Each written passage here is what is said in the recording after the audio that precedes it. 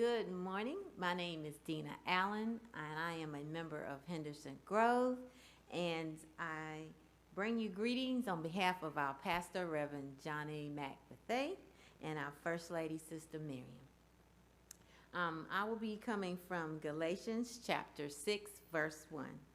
And it reads, Brethren, if a man be overtaken in fault, ye which are spiritual, restore such, and one in the spirit of meekness, considering thyself, lest thou also be tempted.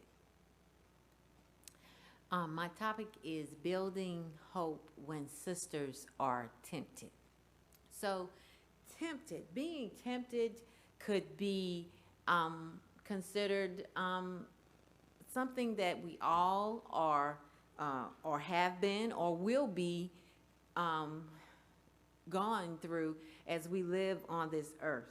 And tempted could be to do something that is wrong, be it physical or spiritual.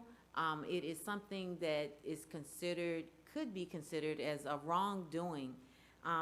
And when we attempt to, if we say something, we could even be tempted to say something wrong. We could even be tempted to even look at someone wrong, or even to steal. Now you say, well, I wouldn't dare go into a store and steal something. Well, you don't have to physically go and steal. Well, if you say something against some person, you could steal that person's reputation. You could steal their self-worth by saying something that was not nice. So we should be careful when we get ready to say something, or as the old folks used to say, speak your mind. I'm going to give them a piece of my mind. When you get to a certain age, you need to keep all of your mind that you have.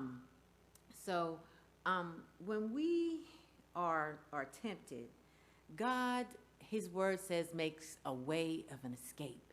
And you might say, well, how does he do that? Well, he makes a way of escape by his word. So we can say, if I'm tempted to say something that I shouldn't say, Lord, you can just say, Lord, help me. And he knows what you need help with, but ask him, say, Lord, help me not to say that, not to treat somebody that way because they have mistreated me. Just help me. And then I also thought about, Jesus was tempted. So who are we that we should not be tempted? He was tempted in the garden, right before he was getting ready to give his life for us. And so if he was tempted, who are we that we should not be tempted with the things of this world? And the good thing about it is that if we do fall to temptation, because we're subject to error, because we are human and we're not perfect. There hasn't been but one perfect being, and his name was Jesus, that walked on earth. So if we do get tempted, then let's just do what we know to do. And that's just say, Lord, forgive me. I have messed up.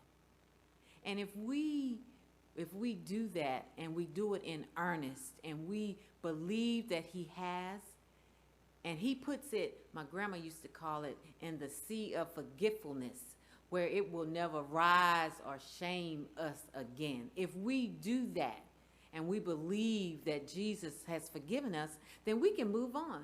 And when that temptation comes before us again, we can just whisper that prayer, Lord, help me.